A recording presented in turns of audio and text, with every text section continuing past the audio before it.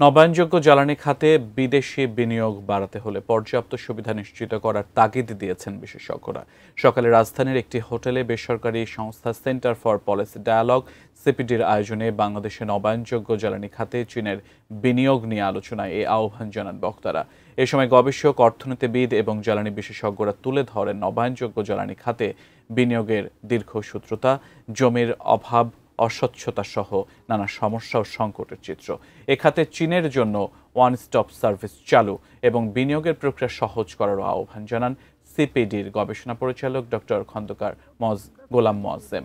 এ সময় Chinese enterprise association in বাংলাদেশের সভাপতি হান কুন জানান, প্রাথমিক অনুমোদন পাওয়া বেশ কয়েকটি প্রকল্প আটকে গেছে সরকারের নীতি পরিবর্তনের কারণে।